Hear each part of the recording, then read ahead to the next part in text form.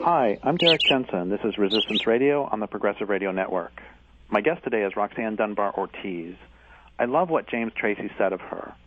Roxanne Dunbar-Ortiz has defined the term engaged intellectual through a life spent on the front lines of the past 4 decades of social struggles.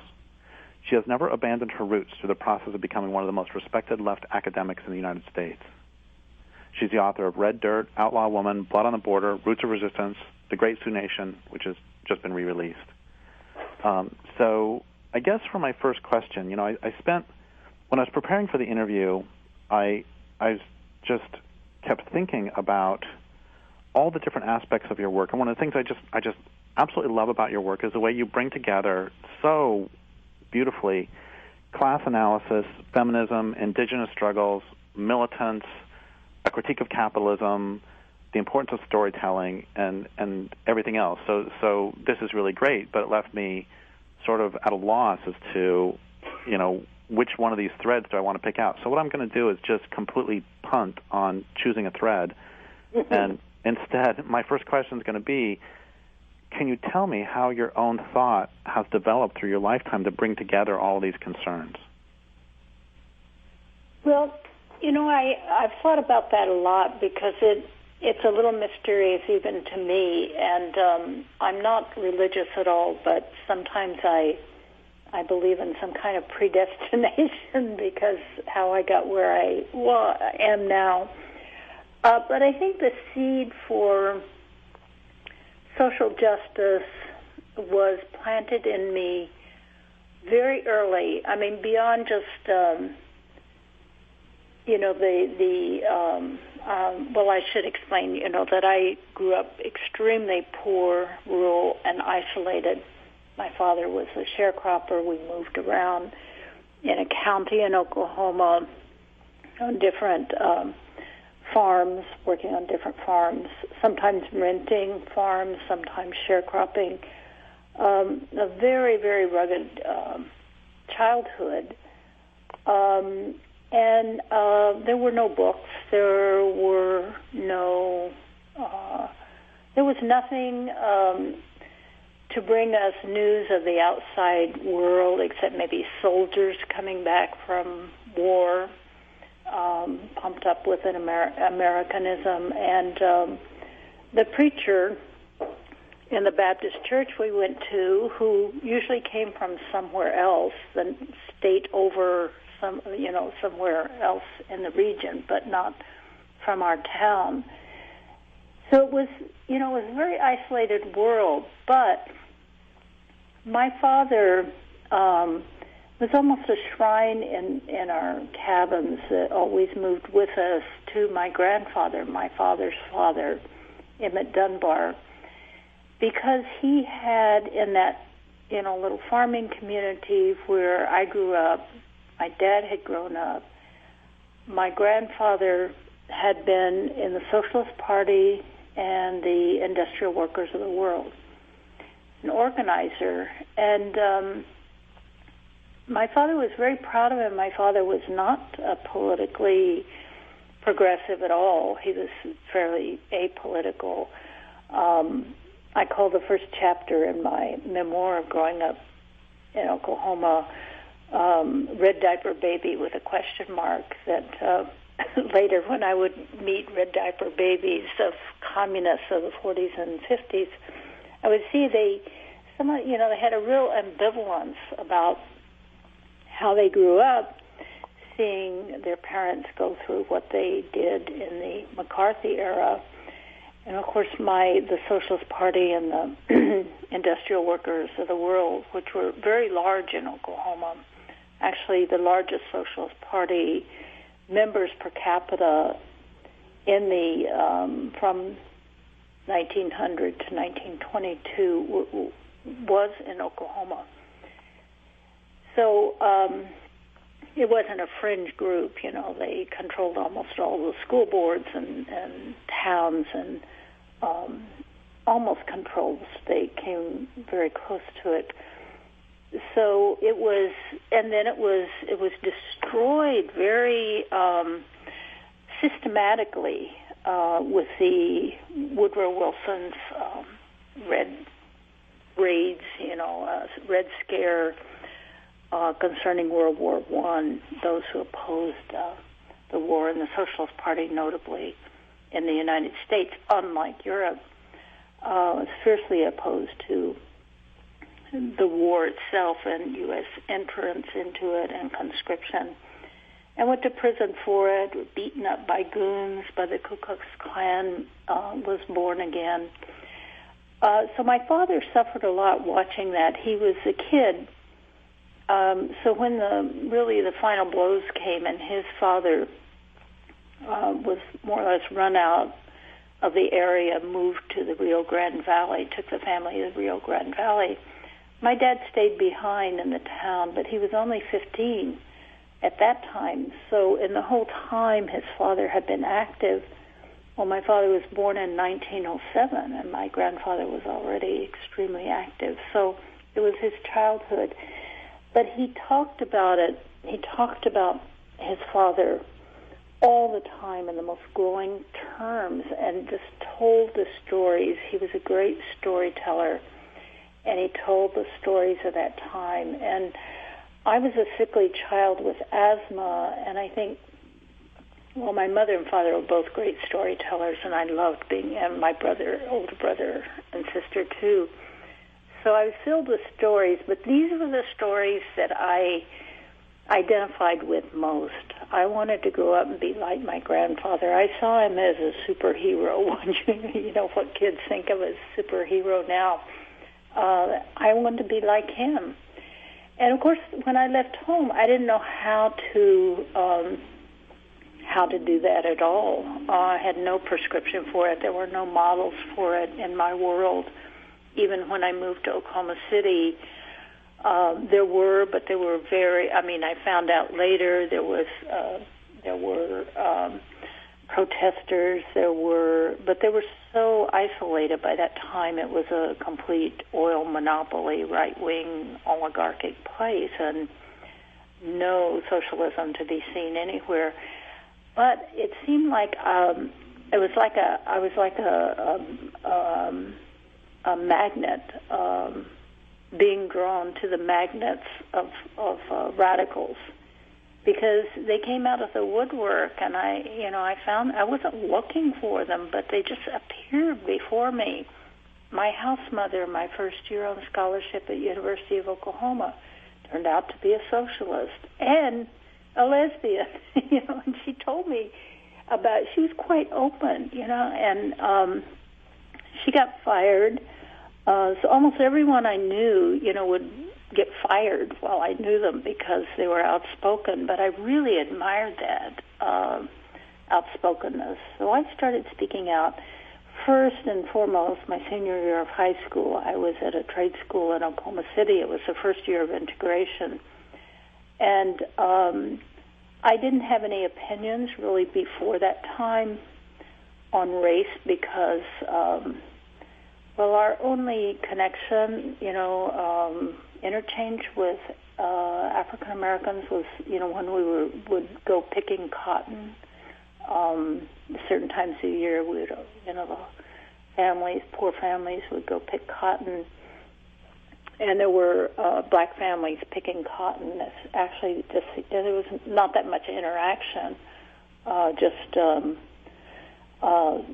seeing black people like us, just poor and picking cotton.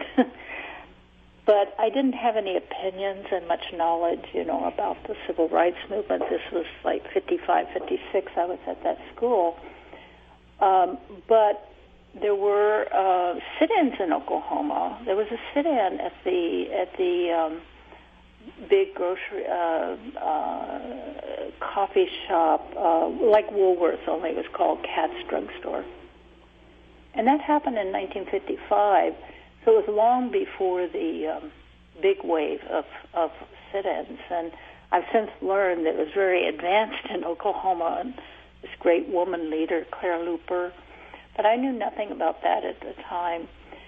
So, but I did find, again, I kind of had a sense of justice, and this was wrong, the white kids in the school beating up and really harassing the few black students who had been brought in to integrate the first school integrated in Oklahoma, fights in the hall. So I took the side of the blacks. I didn't really make any black friends. I just would argue with people about racism.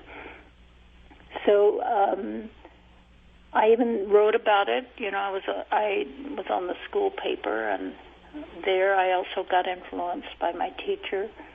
It was I was just drawn, so that's the only way I can explain it. It was very haphazard because I felt like I was this vessel that had to be filled. So I just, I didn't know how to actually go out and find my own way. When I moved to San Francisco when I was 20, and there were demonstrations, the HUAC demonstrations, the anti-death penalty. I had become very anti-death penalty. I can't remember who put that idea in my mind, but I was very anti-death penalty. And I so wanted to go and know those people, but I actually thought that you had to be invited to go to a demonstration. Being raised to, you don't go where you don't belong, and you can't ever assume that you belong, that you had to have an invitation to go to a demonstration. So it all made me very sensitive to how to organize, not to assume just because you have a big demonstration, even a huge one, that ordinary people will necessarily know what it's about, know that they can join you. I didn't really join a demonstration until 1965, when we had our first Vietnam War demonstration, and I was dragged to it, by a friend, and it was very small, at that time, and it was kind of scary, and there were only about 10 people, mainly the organizers there, but it was a definite shift. After that, I knew I had the right to be in those places, and even started organizing things like that. But my feminism, I think everything, I was very proud to be working class. My dad instilled that in me, because my grandfather has died fighting for the poor and working class, and I assumed that every kind of rebuff I had, or put down, or discrimination, which I experienced a lot, I always assumed it was class. I don't talk like them, or not as educated or as good, but I kept the core of my pride in being working class and just dismissed it as elitism. So it wasn't until I was a graduate student at UCLA in history, a doctoral graduate student, that I was out of the realm of where I felt I could be put down for a class. I had achieved an equal status, and I had also learned how to respond, to class, to elitism. But something else was happening, and I realized it was because I was a woman. When one of the male graduate students who wasn't married, they all had wives, who typed for them and everything, and I did all my own work. And one single graduate student reached out with a handwritten thing and said, "Could you type this up for me?" And I said, "Why? Why would I do that?"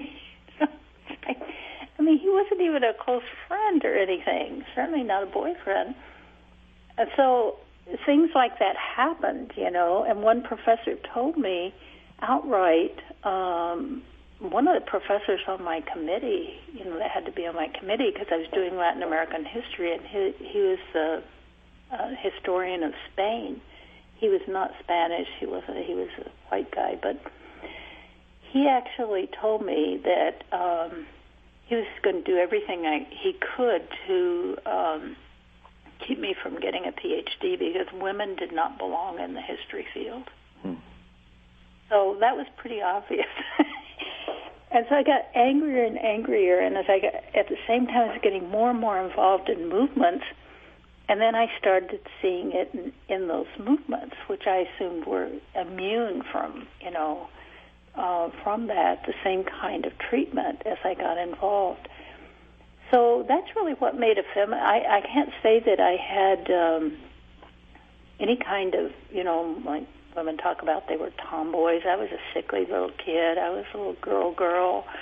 I didn't have any. I played with dolls and loved it, and I didn't have any of the things that other women often talk about that they could see that why they became feminists. For me, it was just pure outrage and anger at how I was treated. And then by that time I already had in my mind that liberation only came collectively. So I didn't at all look at how could I achieve as a woman then? It was how can I help liberate all women? So that came kind of naturally.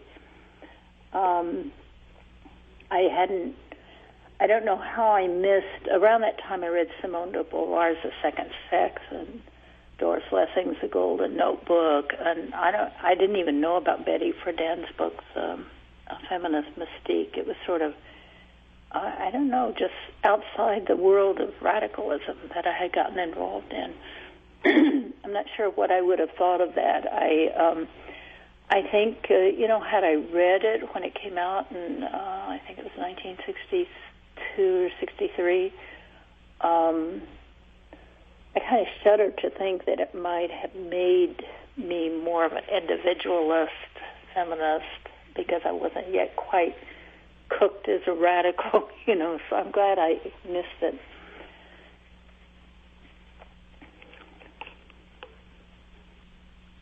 I think, is there more, or do you want me to ask another question?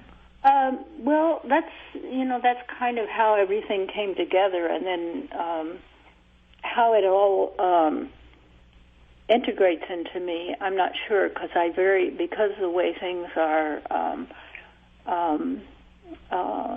segregated, into issues and identities and all, I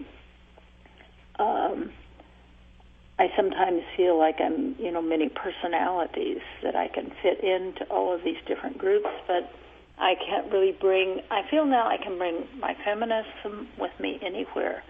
I can bring my class stance anywhere.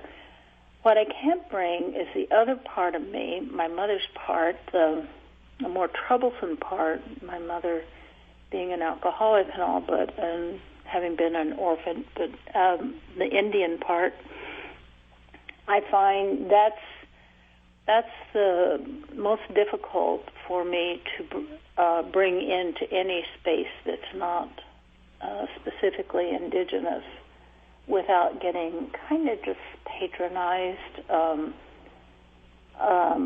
I'm fine, with my students or when I'm in a teaching situation. I love it because it's a real challenge, but with, in the movements, I feel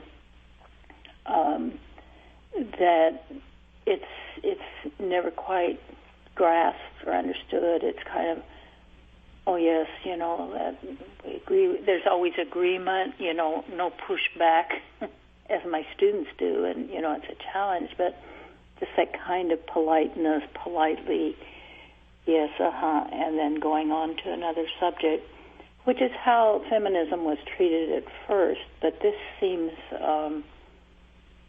far more difficult problem because it gets to the root of settler colonialism and the whole history of the United States, the whole accepted version of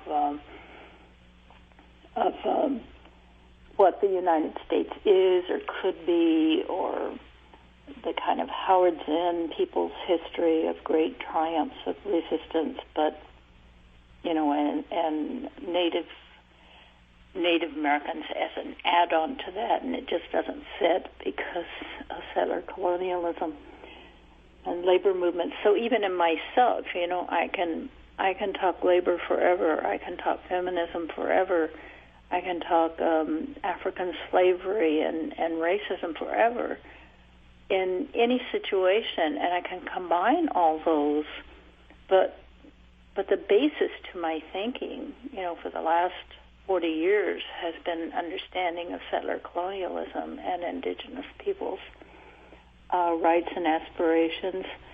And I always feel like I have to leave that aside. So that's the real dilemma for me of, kind of integrating what I can do and what I can write and make sense, that it's...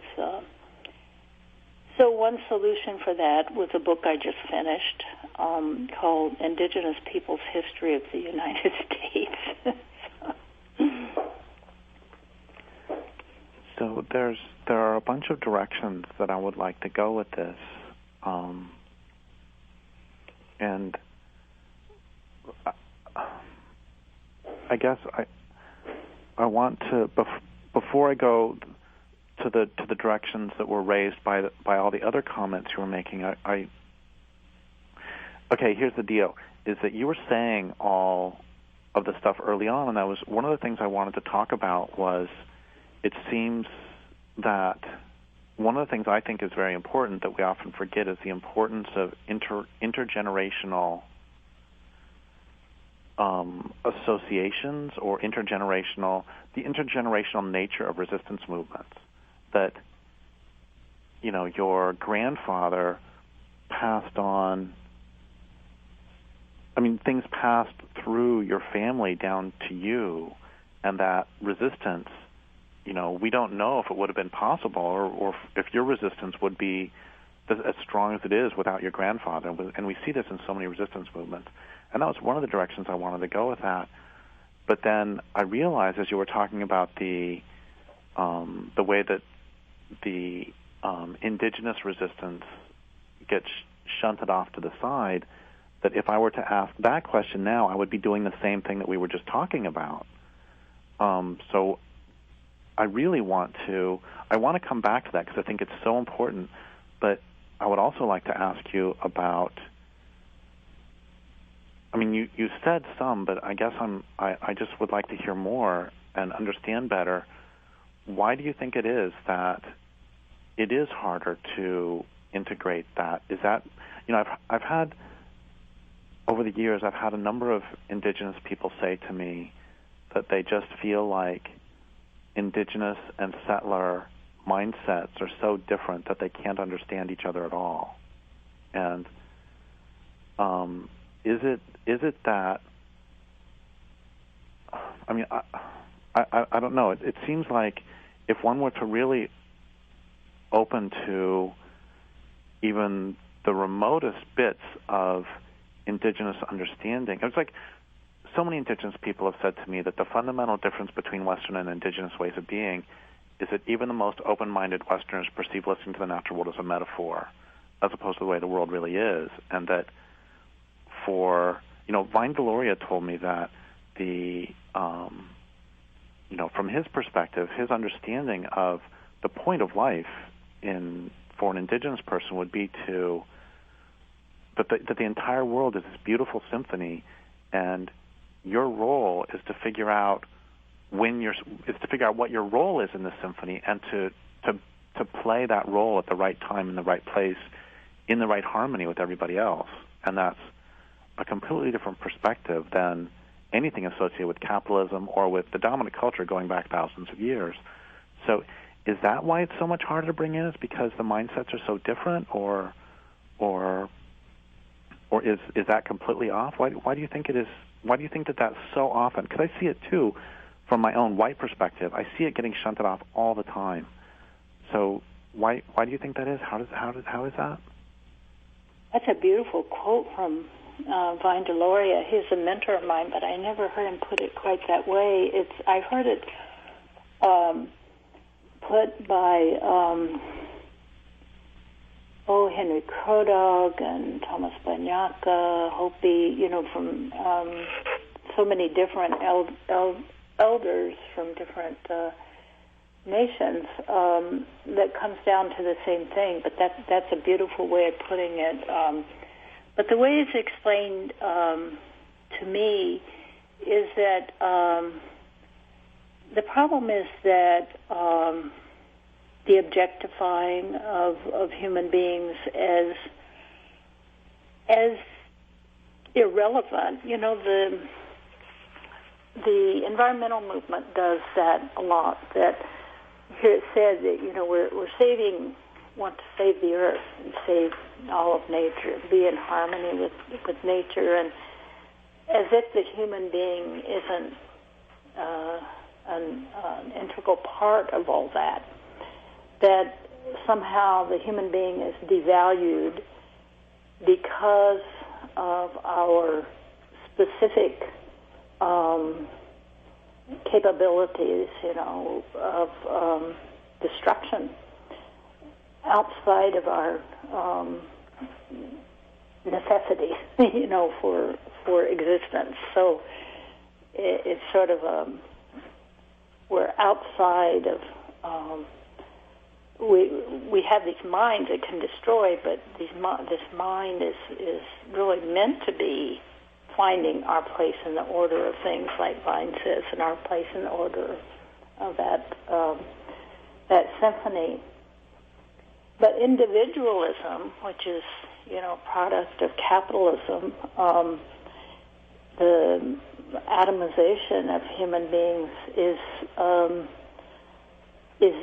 I used to, as a feminist, really attack the nuclear family, because I do think the nuclear family is where that individualism is nourished, where you practice and pull the knives out and, and fight each other and all, and this kind of training, of what you're supposed to do in life to be top dog. And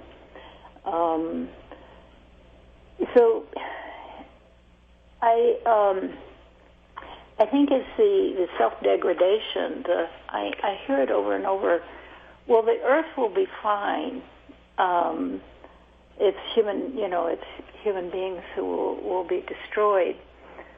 But that seems like, it's kind of giving the earth a character that is somehow superior, or that that human beings are just no damn good. It comes down to that. And this reverence that you learn as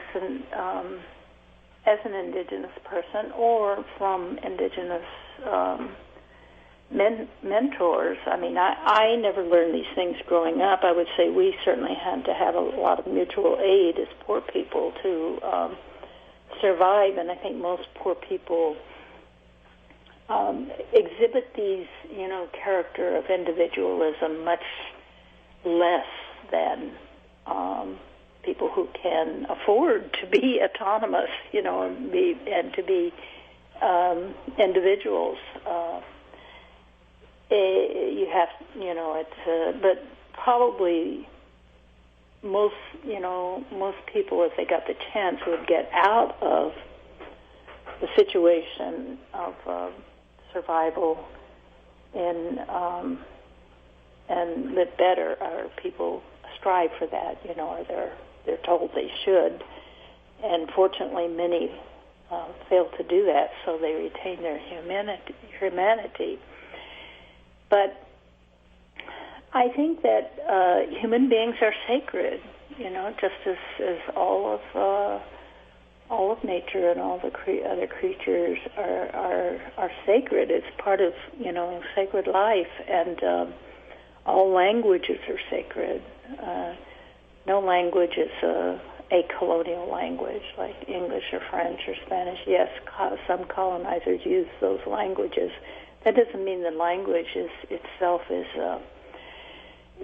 evil or inherently corrupt. it's certainly a lot of corruption of each of those languages, but there's something deeper than those corruptions that is sacred. So I think there's a kind of self-hatred that goes along with the extreme narcissism in the culture that it is very hard. I understand it because I've been around it. It's hard to say I grew up with it because it was such a different world of survival. But once I became, on the track of getting a BA and then getting an MA and then a PhD and working in situations where I wanted to, that kind of ambitious thing before I got with the American Indian movement in 1974. Up until that time, even the movement, I think, the feminist movement had a big impact on me, but a lot of it was superficial. I found later, the kind of collectivity and all was everyone was still kind of knocking each other over for the book contracts or the tenure or whatever. A lot of individualism. But yeah, that not seeing oneself as a sacred being is something I think even people involved in New Age things or, like Buddhism and everything, they want to lose themselves rather than to enhance themselves, kind of lose themselves into themselves, not really into the community. And the thing is that an Indigenous person doesn't lose him or herself or theirselves in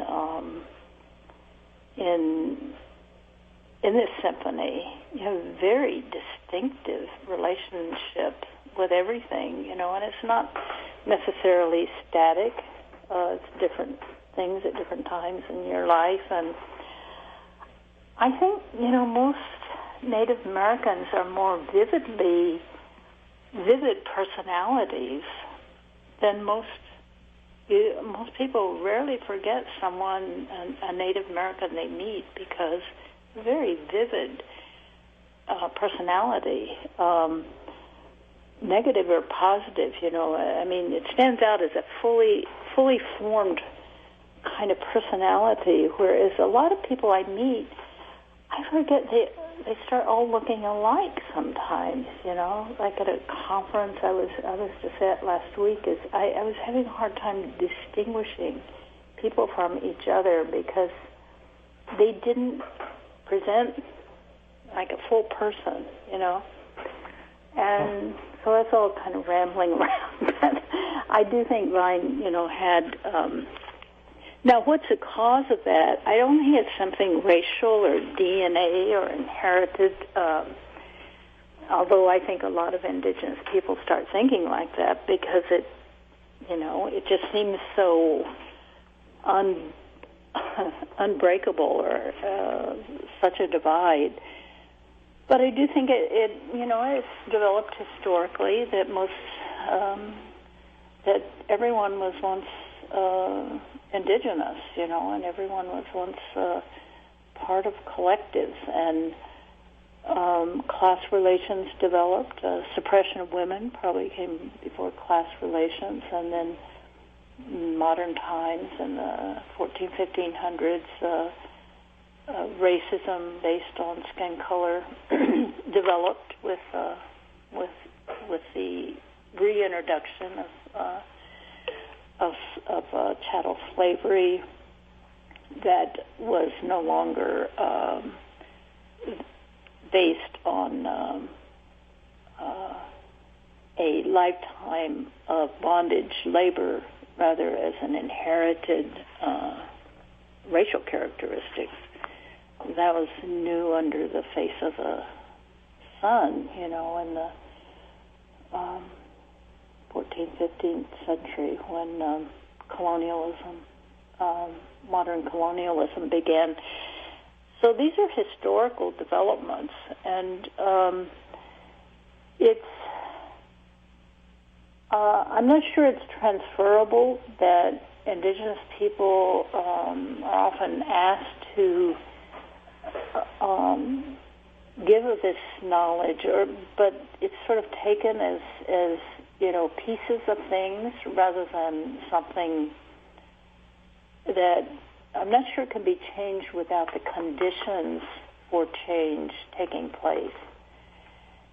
And that's kind of a catch-22, because the kind of social movements that develop that do not accept some fundamental things about the United States, that is, its settler colonialism, and what settler colonialism does to the mind.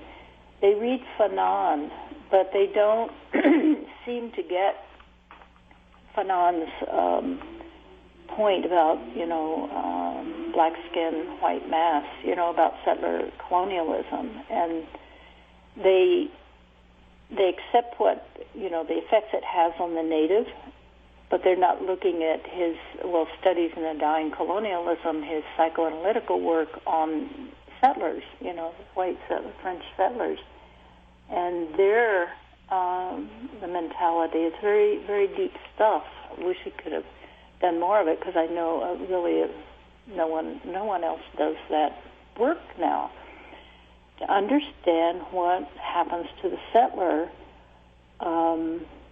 and in denial that there's any such thing. I mean, people throw around the term now, but they kind of see it then as, a kind of substitute for other words that have been used in the past, like racism or white supremacy. And, you can have racism and white supremacy and, of course, misogyny and every other horror in the world without having settler colonialism. But settler colonialism, capitalism in general, create a certain mindset. And I think what's troubling about Native Americans is not the culture, language, that's fine, that's really interesting, and people can do their own thing now. But the land, land and sovereignty, that this is what is, very troubling, because it, I pose the question always when I'm talking about this, and I've been talking about it quite a bit lately, because my 1977 book, The Great Sioux Nation, came out in March, a new edition. So I've been doing book talks, and it's about the restoration of the Black Hills, the sacred lands of the Sioux, to the Sioux people, and about loss of land, regaining, the original land base under the 1868 treaty. And that's just one case of all of the, different Native nations' aspirations.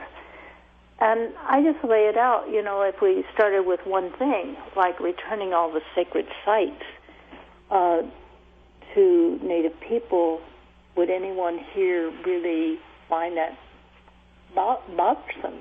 I mean, why would it be something you might be against or people would be against? And they all said, there's no reason it should be done. And I said, okay, let's start with Yellowstone Park. That's a sacred site. Yosemite, the Grand Canyon, the Black Hills, all the national parks are sacred sites of Native people that were very consciously taken as such.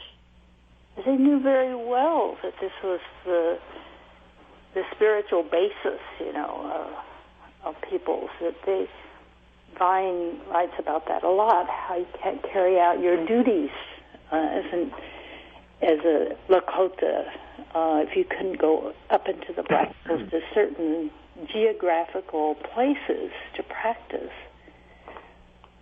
So it doesn't mean that other people couldn't be invited in too. But then they kind of balk, and say, they're not sure they wouldn't like to just go camping in Yosemite whenever they wished, or Mesa Verde, or the Black Hills, and so it then begins to seep in the implications of how that might be turned around and really humanized. But if it's not put into really concrete terms like that, if it stays in the cultural and dances and handicrafts and things, then it doesn't really, I think the mascot thing is very significant. People try to brush it off as, well, it's just a stupid thing, yeah. I mean, now people are saying, yeah, Redskin.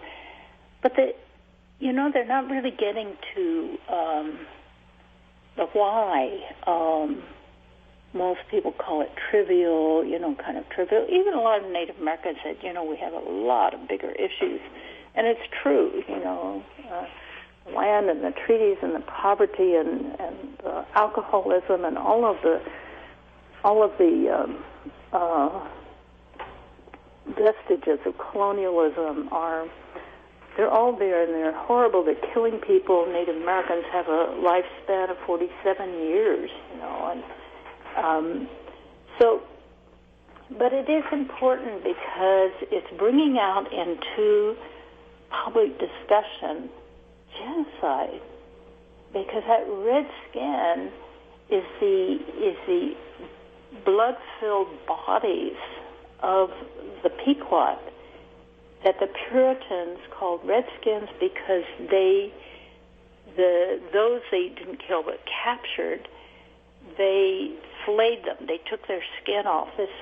They were always, and through the 19th century, skinning the Indians they killed and making lampshades and tobacco pouches, including Andrew Jackson probably carried his staff with tobacco pouch on it, made out of Creek skins. And when you skin a person, you end up with blood. If you skin an animal, you skin anything, you end up with a blood-soaked body. So here are these blood-soaked bodies all over the place. So they're the Redskins. And ever after that, Redskin refers to a dead Indian. And that's coming out now. It's not just a use of the name. It's what's behind it, and that people think it's okay to keep using that word as a reference when it turns the blood of living Native people, to ice. When they hear it, or boiling over with anger. And it's true, the 49ers, that seems benign. Our football team's called the 49ers. Well, these were the genocidal settlers of California who wiped out, very, very intentionally the Northern California Indians in the gold rush. These are the 49ers. And were paid a bounty for individual... Oh, from the beginning, for heads at first, and then as it came down for scalps and various body parts, yeah. And we see that happening in Vietnam with the ears that were collected, and the souvenirs that were sent back, body parts from Vietnam. And this is not normal in war, it's a settler colonial mentality. And then the militarization, this war, this country being founded on war and genocide, colonial, settler wars against the Indians, has so many implications of, as Richard Sotkin puts it, regeneration through violence. At every generation there has to be a war to kind of justify that, psychologically justify that genocide, that it's just no accident, and in the present, and for the last 20 or 30 years, there's this insistence on the left that all the states to 1948, the national security state, that before then everything was okay. You know, I mean, it was FDR. You know, everything was okay, and that is so ridiculous. You know, they used to, historians, of course, never have dated imperialism to 1948, but they date it to 1898, overseas imperialism, not to the continent, or even the taking of half of Mexico. So it's... well, that's just crazy, because I love the line by the anthropologist Stanley Diamond that civilization originates in conquest abroad and repression at home. Yeah. That, you know, if you go back to the cradle of civilization, you know, that civilization has been a story of conquest. That's how you gain. And when you destroy your own land base, you are of necessity forced into conquest, either that or collapse. And from the beginning, this culture has been doing that. There were indigenous peoples all through the Near East. They were through North Africa, the forests of North Africa went down to make the Egyptian and Phoenician navies. It's amazing to me that people can start the process at 1948 or 1898. I mean, you know, the Pequots say hello, you know? Well, the thing is that when you then go back to the origins of humanity to talk about it in that context, I think it's a big distortion, because I think, as a historian, I think there was a clear break with history in a different direction, and, you know, symbolically 1492, that we are a part of now. And that's what we have. Yeah, those elements are there, but the monster that the United States is would not have come from that had it not been for a totally different era of capitalism, colonialism, and slavery, and settler colonialism. It's and of course race-based slavery. So I think it's often used, the whole guns, germs, and steel, and all this, to actually. I was saying Stanley Diamond, not Jared Diamond. I actually disagree strongly with Jared Stanley. Diamond. I'm just referring to Jared Diamond. I know you were referring to Stanley Diamond. Okay, great. Yeah. But I hear it a lot, you know, that also, like the invasion of Iraq in 2003, people started talking about the Roman Empire.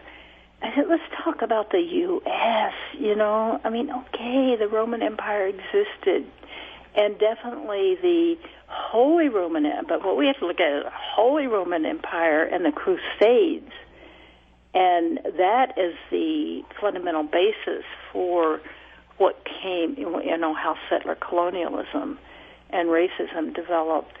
So I think we have to be historians and not just, you know, and get to the specifics of the United States, because when we generalize, you'd be surprised. It's a thing that students are taught in school in the last, since the 60s, when all of these issues have been brought up, U.S. imperialism and all, when they can no longer really rationalize that there's not something to it, as the powers that be started, or their minions in academia started hustling to get with the program and get on top of it and keep what I call the origin narrative of the United States, they had to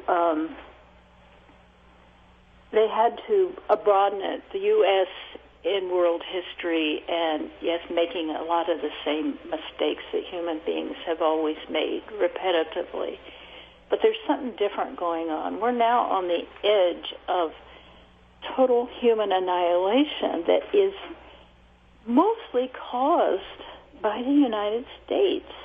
I mean, it had other participants. Now that is where, 1948 maybe becomes an important marker, because the European powers pretty much destroyed each other and are no longer the biggest factor in the world, or collective factor along with the United States. But we have such a responsibility here, and that brings a Native question into even more a central, should be centered, because U.S. history without that is always wrongly, however liberal. I mean, Howard Zinn is, I love him dearly, and he's a great person, but I think he made things worse, with his revising history to say the beautiful thing about the United States is resistance. And that is always beautiful in human beings, but anyway, it depends on the resistance. Who's resisting what? The Confederacy resisted the Union annexation of, or the Union demanding a change. They resisted with a war, but that doesn't, really. It's the word in itself. It's not a. And it sort of makes it that, and I call it, settler colonialism resistance. It's produced labor struggle. It's produced historic feminism. It's produced all kinds of, important situations we have now. But it hasn't really we haven't really changed the core. We haven't changed the origin narrative, that we've altered it, revised it.